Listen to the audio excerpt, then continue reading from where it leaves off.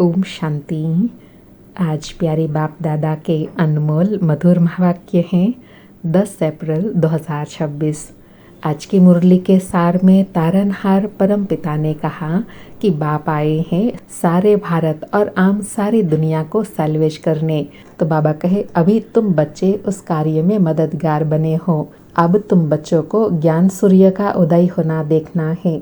इसलिए कहा भी जाता है ना, राइज ऑफ भारत और फॉल ऑफ भारत। अब बाबा आए हैं डूबे हुए बेड़े को सैल्वेज कर नई दुनिया में ले जाते हैं। और साथ में स्पष्ट करते हुए कहा कि ज्ञान और अज्ञान दो चीज़ें होती हैं।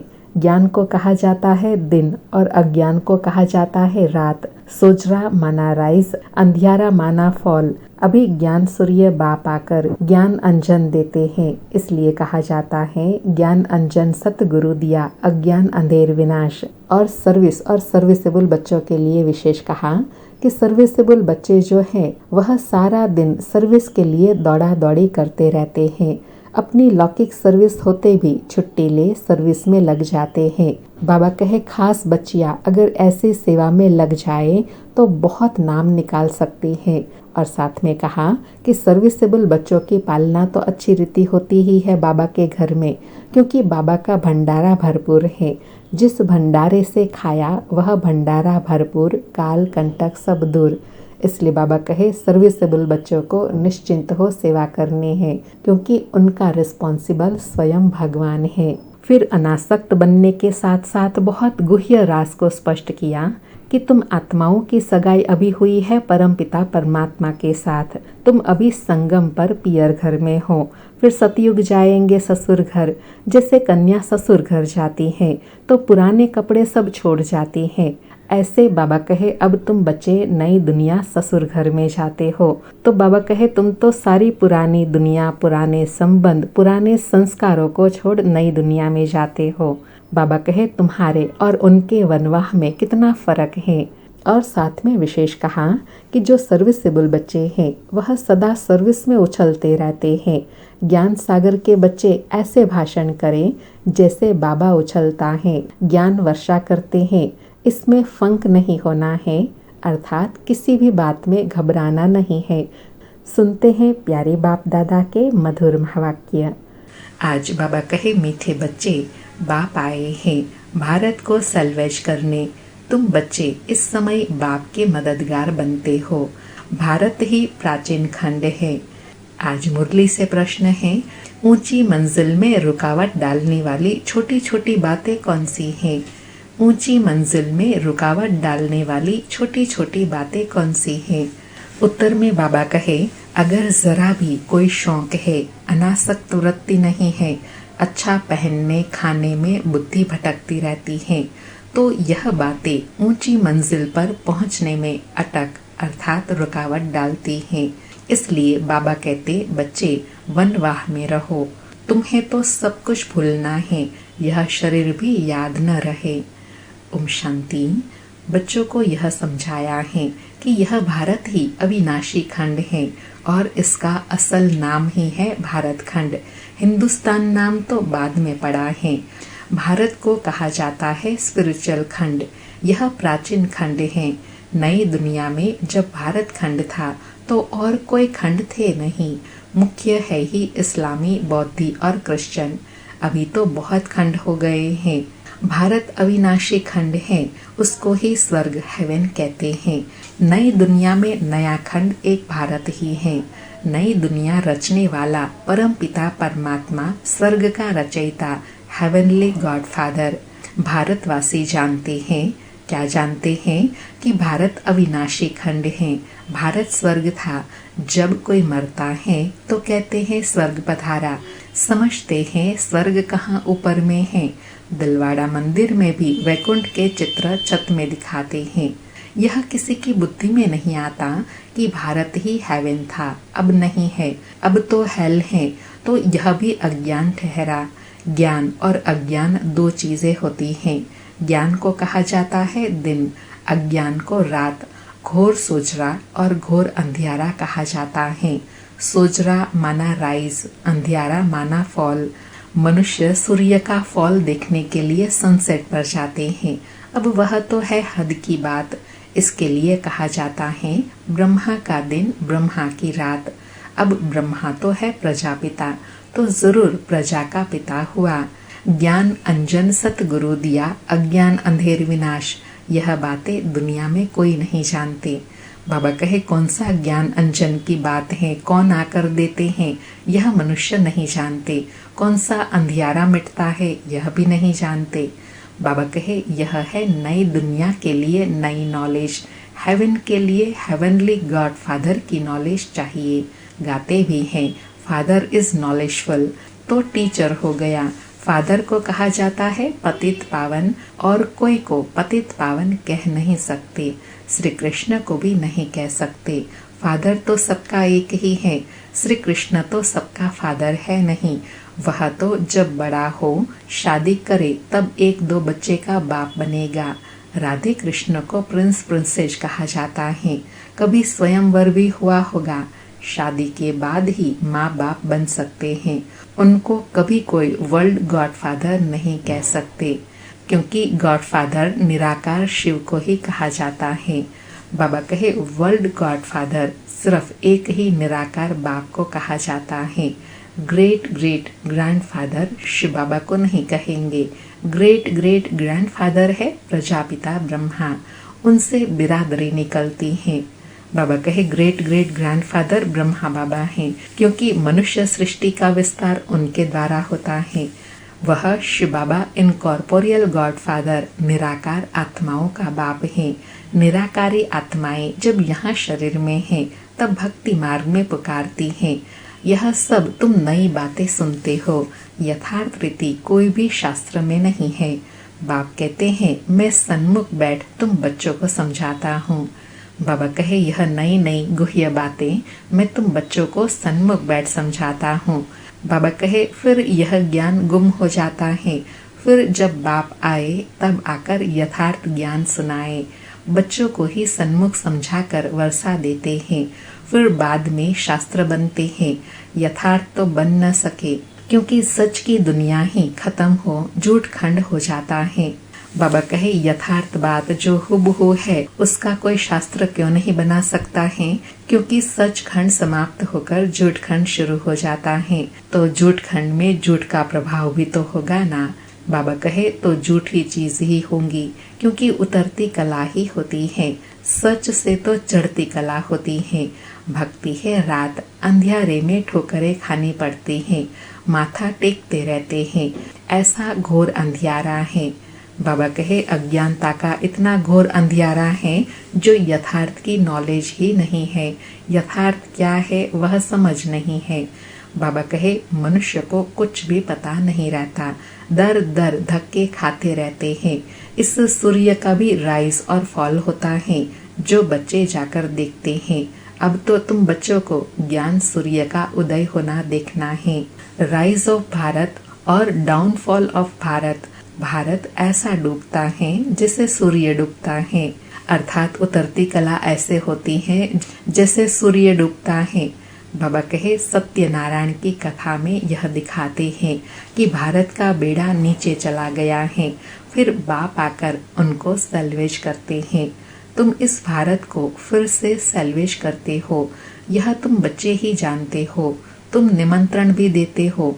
नव निर्माण प्रदर्शनी भी नाम ठीक है। नई दुनिया कैसे स्थापन होती है उसकी प्रदर्शनी चित्रों द्वारा समझानी दी जाती है, तो वही नाम चला आए तो अच्छा है। बाबा कहे नई दुनिया की समझाने के लिए यह प्रदर्शनी है, तो इसका नाम नव निर्माण प्रदर्शनी हो तो अच्छा है। यही नाम चले तो भावार्थ वाला नाम हो गया ना। बाबा कहे नई दुनिया कैसे स्थापन होती है, वह राइज कैसे होती है, यह तुम दिखाते हो। जरूर पुरानी दुनिया फॉल होती है, तब दिखाते हैं कि राइज कैसे होता है। यह भी एक स्टोरी है, राज्य लेना और गंवाना। इसलिए बाबा कई बार कहते हैं ना कि इसको तुम स्टोरी के हिसाब से भी समझा सकते हो। बाबा कहे 5000 वर्ष पहले क्या था, कहेंगे सूर्यवंशियों का राज्य था, फिर चंद्रवंशी राज्य स्थापन हुआ। वह तो एक दो से राज्य लेते हैं, दिखाते हैं फलाने से राज्य लिया। वह कोई सीढ़ी नहीं समझते, यह तो बाप समझाते हैं कि तुम गोल्डन एज से सिल्वर एज में आ गए, सीढ़ी उतरते आए। यह 84 जन्मों की सीढ़ी है। सीढ़ी उतरनी होती है, फिर चढ़नी भी होती है। डाउनफॉल का भी राज समझाना होता है। भारत का डाउनफॉल कितना समय, राइज कितना समय, फॉल एंड राइज ऑफ भारतवासी, विचार सागर मंथन करना होता है। मनुष्य को टेम्पटेशन में कैसे लाए और फिर निमंत्रण भी देना है। भाइयों बहनों आकर समझो, बाप की महिमा तो पहले बतानी है। शिव बाबा की महिमा का एक बोर्ड होना चाहिए। पतित पावन ज्ञान का सागर, पवित्रता सुख शांति का सागर, संपत्ति का सागर, सर्व का सदगति दाता, जगत पिता, जगत शिक्षक, जगत गुरु शिव बाबा से आकर अपना सूर्यवंशी चंद्रवंशी वर्षा लो। फिर से पढ़ेंगे बाबा की महिमा क्या बताई, क्या बोर्ड में लिखना है। पतित पावन ज्ञान का सागर, पवित्रता सुख शांति का सागर, संपत्ति का सागर, सर्व का सदगति दाता, जगत पिता, जगत शिक्षक, जगत गुरु शिव बाबा से आकर अपना सूर्यवंशी चंद्रवंशी वर्षा लो। बाबा कहे तो मनुष्य को बाप का पता पड़े। बाप की और श्री कृष्ण की महिमा अलग अलग है। यह तुम बच्चों की बुद्धि में बैठा हुआ है। सर्विसेबल बच्चे जो हैं वह सारा दिन दौड़ा दौड़ी करते रहते हैं। बाबा कहे सर्विसेबल बच्चे जो हैं वह यह सबको समझाने के लिए दौड़ा दौड़ी करते रहते हैं, अर्थात सेवा में भागते रहते हैं। बाबा कहे अपनी लौकिक सर्विस होते भी छुट्टी ले सर्विस में लग जाते हैं।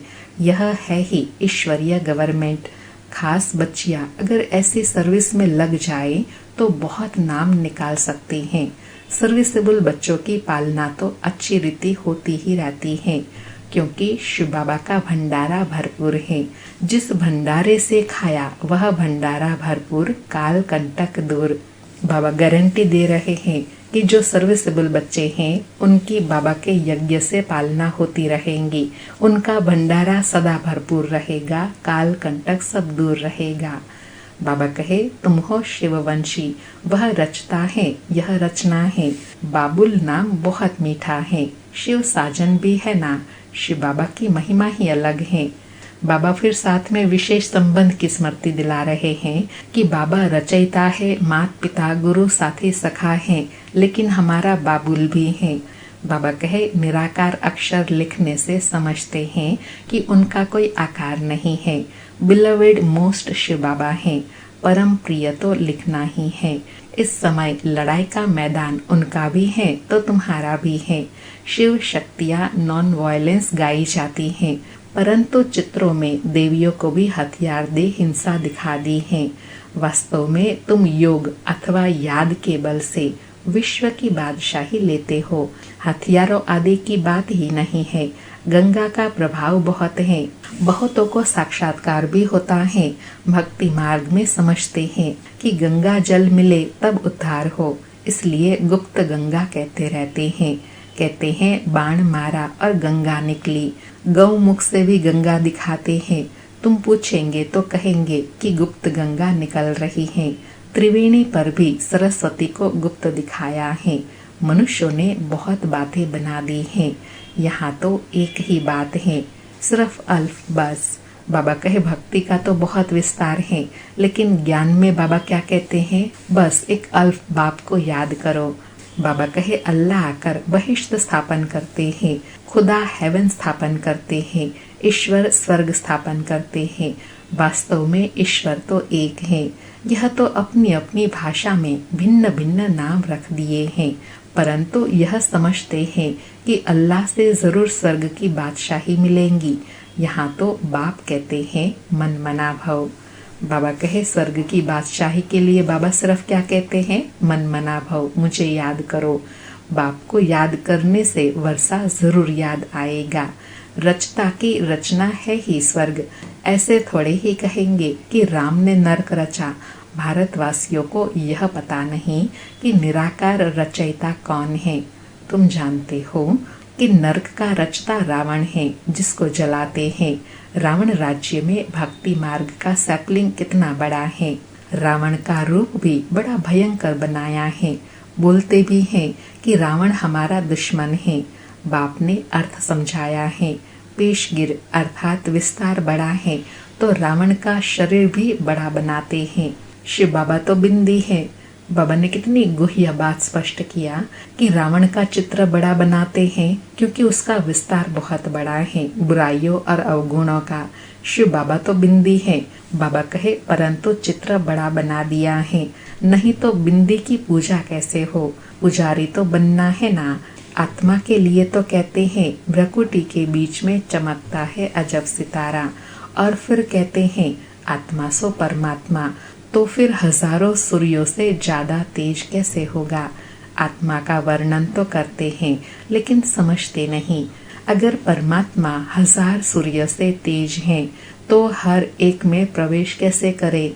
बाबा ने आज नई और गुह्य बात बताई कि परमात्मा सर्वव्यापी नहीं है। उसमें यह भी पॉइंट दे सकते हैं कि परमात्मा को कहते हैं हजारों सूर्यों से तेजोमयी है। अगर वो सब मनुष्य में हैं तो फिर उनका तेज भी सब में होना चाहिए। बाबा कहे कितनी अयथार्थ बातें हैं जो सुनकर क्या बन पड़े हैं। कहते हैं आत्मा सो परमात्मा, तो बाप का रूप भी ऐसे होगा ना, परंतु पूजा के लिए बड़ा बनाया है। पत्थर के कितने बड़े बड़े चित्र बनाते हैं जिसे गुफा में बड़े बड़े पांडव दिखाते हैं। जानते कुछ भी नहीं। यह है पढ़ाई। धंधा और पढ़ाई अलग अलग है। बाबा पढ़ाते भी हैं और धंधा भी सिखाते हैं। बाबा कहे वैसे देखा जाए तो पढ़ाई और धंधा अलग अलग है, लेकिन यहाँ बाबा एक में ही दोनों सिखाते हैं। पढ़ाई भी पढ़ाते हैं और रूहानी धंधा भी सिखलाते हैं। बाबा कहे बोर्ड में भी पहले बाप की महिमा होनी चाहिए। बाप की फुल महिमा लिखनी है। कौन सी? जो ऊपर बाबा ने बताई ना, बाबा की महिमा, वह जरूर लिखनी है। बाबा कहे यह बातें तुम बच्चों की बुद्धि में नंबरवार पुरुषार्थ अनुसार आती हैं, इसलिए महारथी घोड़ेसवार कहा जाता है। महारथी आदि की कोई बात नहीं है, हथियार आदि की कोई बात नहीं है। बाप बुद्धि का ताला खोल देते हैं। यह गोदरेज का ताला कोई खोल न सके। बाबा कहे मेरे सिवाय बुद्धि का ताला कोई खोल न सके। बाप के पास मिलने आते हैं तो बाबा बच्चों से पूछते हैं कि आगे कब मिले हो, इस जगह पर इस दिन कब मिले हो। तो बच्चे कहते हैं हाँ बाबा 5000 वर्ष पहले मिले हैं। अब यह बातें ऐसे कोई पूछ न सके। कितनी गुह्य समझने की बातें हैं। बाबा कहे इतनी गुह्य समझने की बात, इतना गुह्य प्रश्न एक बाप के सिवाय और कोई पूछ न सके। बाबा कहे कितनी ज्ञान की युक्तियां बाबा समझाते हैं, परंतु धारणा नंबरवार होती है। शिव बाबा की महिमा अलग है, ब्रह्मा विष्णु शंकर की महिमा अलग है। हर एक का पार्ट अलग अलग है, एक न मिले दूसरे से। यह अनादि ड्रामा है, वही फिर रिपीट होगा। अभी तुम्हारी बुद्धि में बैठा हुआ है। क्या बैठा हुआ है कि हम कैसे मूल वतन में जाते हैं, फिर आते हैं पार्ट बजाने के लिए। जाते हैं वाया सूक्ष्म वतन, आने समय सूक्ष्म वतन नहीं है। बाबा कहे जाते समय वाया सूक्ष्म वतन जाना है, अर्थात अपना फरिश्ता स्वरूप बनाकर फिर परम धाम में जाना है। लेकिन आने समय सूक्ष्म वतन में जाने की बात नहीं, क्योंकि संपूर्ण सतो प्रधान स्टेज है। बाबा कहे यह सूक्ष्म वतन का साक्षात्कार कभी किसी को होता ही नहीं। सूक्ष्म वतन का साक्षात्कार करने के लिए तपस्या नहीं करते हैं, क्योंकि उनको कोई जानते नहीं है। सूक्ष्म वतन का कोई भगत थोड़े ही होगा। सूक्ष्म वतन अभी रचते हैं संगम युग पर। वाया सूक्ष्म वतन जाई, फिर नई दुनिया में आएंगे। इस समय तुम वहां जाते आते रहते हो, अर्थात सूक्ष्म वतन में अभी तुम जाते आते रहते हो मन बुद्धि से। बाबा कहे तुम्हारी सगाई हुई है, यह पियर घर है। विष्णु को पिता नहीं कहेंगे, वह है ससुर घर। जब कन्या ससुर घर जाती है तो पुराने कपड़े सब छोड़ जाती हैं। तुम पुरानी दुनिया को ही छोड़ देते हो। तुम्हारे और उनके वनवाह में कितना फर्क है। बाबा कहे कन्या वनवाह में जाती है और तुम बच्चे अभी संगम में वनवाह में जाते हो। दोनों में कितना फर्क है। उनकी सिर्फ कपड़ों की बात है, तुम तो यहाँ मन बुद्धि से उपराम होते हो। बाबा कहे तुमको भी बहुत अनासक्त रहना चाहिए। देह अभिमान तोड़ना है। ऊंची साड़ी पहनेंगे तो जट देह अभिमान आ जाएगा, मैं आत्मा हूँ यह भूल जाएंगे। क्योंकि बाबा कहे जितना अच्छी ऊंची महंगी चीज पहनेंगे उतना उसमें बुद्धि जाएंगी, देह अभिमान बढ़ता जाएगा। इसलिए बाबा कहे अनासक्त बनना है। बाबा कहे इस समय तुम हो ही वनवाह में। वनवाह और वानप्रस्थ एक ही बात है। शरीर ही छोड़ना है तो साड़ी नहीं छोड़ेंगे क्या? हल्की साड़ी मिलती है तो दिल ही छोटी हो जाती है। इसमें तो खुश होना चाहिए। अच्छा हुआ जो हल्का वस्त्र मिला। अच्छी चीज को संभालना पड़ता है। यह पहनने खाने की छोटी छोटी बातें भी ऊंची मंजिल पर पहुंचने में अटक डाल देती हैं। अंडरलाइन बाबा कहे यह जो छोटी छोटी बातें हैं, खाना खाने की, पहनने की, यह भी पुरुषार्थ में ऊंची मंजिल में रुकावट डालती हैं। बाबा कहे मंजिल बहुत बड़ी है। कथा में भी सुनाते हैं ना कि पति को कहा यह लाठी भी छोड़ो, तो बाप कहते हैं यह पुराना कपड़ा, पुरानी दुनिया सब खलास होनी है। इसलिए इस सारी दुनिया से बुद्धि योग तोड़ना है। इसको बेहद का संन्यास कहा जाता है। सन्यासियों ने तो हद का संन्यास किया है। अब तो फिर वे अंदर आ गए हैं। आगे तो उन्हों में बहुत ताकत थी। उतरने वालों की महिमा क्या होंगी? अर्थात सारी सृष्टि की ही उतरती कला है, तो उतरती कला में धारणाओं में भी काफी परिवर्तन आता है। इसलिए बाबा कहे जब धारणाओं में परिवर्तन आएगा तो फिर इतनी महिमा नहीं रहेंगी ना। बाबा कहे नई नई आत्माएं भी पिछाड़ी तक आती रहती हैं पार्ट बजाने, उनमें क्या ताकत होंगी? तुम तो पूरे 84 जन्म लेते हो। यह सब समझने के लिए कितनी अच्छी बुद्धि चाहिए। बाबा कहे सर्विसेबल बच्चे सर्विस में उछलते रहेंगे। ज्ञान सागर के बच्चे ऐसे भाषण करें जैसे बाबा उछलता है, इसमें फर्क ना हो। लास्ट में बाबा ने कितनी ऊंची बाप समान स्टेज बनाने के लिए कहा कि जैसे बाबा बच्चों को ज्ञान देने के लिए कितने उछलते हैं, कितना उमंग रहता है, ऐसे बच्चों को भी बाप समान बनना है, कोई भी फर्क ना हो। अच्छा, मीठे मीठे सिकी लगे बच्चों प्रति माता पिता बाप दादा का याद प्यार और गुड मॉर्निंग। रूहानी बाप की रूहानी बच्चों को नमस्ते। हम रूहानी बच्चों की रूहानी माता पिता बाप दादा को याद प्यार, गुड मॉर्निंग और नमस्ते नमस्ते। सारी मुरली से धारणा के लिए सार है। पहला पॉइंट, बुद्धि से बेहद का संन्यास करना है। वापस घर जाने का समय है, इसलिए पुरानी दुनिया और पुराने शरीर से अनासक्त रहना है। दूसरा पॉइंट, ड्रामा की हर सीन को देखते हुए सदा हर्षित रहना है। आज का वरदान है बाप दादा को अपना साथी समझकर डबल फोर्स से कार्य करने वाले सहज योगी भव। बाप दादा को अपना साथी समझकर डबल फोर्स से कार्य करने वाले सहज योगी भव। स्पष्टीकरण है, कोई भी कार्य करते बाप दादा को अपना साथी बना लो तो डबल फोर्स से कार्य होगा और स्मृति भी बहुत सहज रहेंगी, क्योंकि जो सदा साथ रहता है उनकी याद स्वतः बनी रहती है। तो ऐसे साथी रहने से वह बुद्धि द्वारा निरंतर सत का संग करने से सहज योगी बन जाएंगे और पावरफुल संग होने के कारण हर कर्तव्य में आपका डबल फोर्स रहेगा, जिससे हर कार्य में सफलता की अनुभूति होगी। बाबा ने सहज योगी बनने की विधि बताई कि सदा बाबा को, भगवान को अपना साथी बना लो तो आपके कार्य में डबल फोर्स आ जाएंगी। आपकी और बाप की फोर्स मिल जाएंगी तो कार्य करने की क्षमता भी बढ़ जाएंगी और कार्य में सहज सफलता मिलती रहेंगी। आज का स्लोगन है, महारथी वह है जो कभी माया के प्रभाव में परवश न हो। महारथी वह है जो कभी माया के प्रभाव में परवश न हो। आज के अव्यक्त इशारे हैं, महान बनने के लिए मधुरता और नम्रता का गुण धारण करो। आज की धारणा बताई कि मधुरता ही ब्राह्मण जीवन की महानता है। जहाँ मधुरता है वहाँ पवित्रता है। बिना पवित्रता के मधुरता आ नहीं सकती। जितना बुद्धि में नशा हो उतना ही कर्म में नम्रता और बोल में मधुरता हो। ऐसे नशे में रहने से कभी नुकसान नहीं होगा।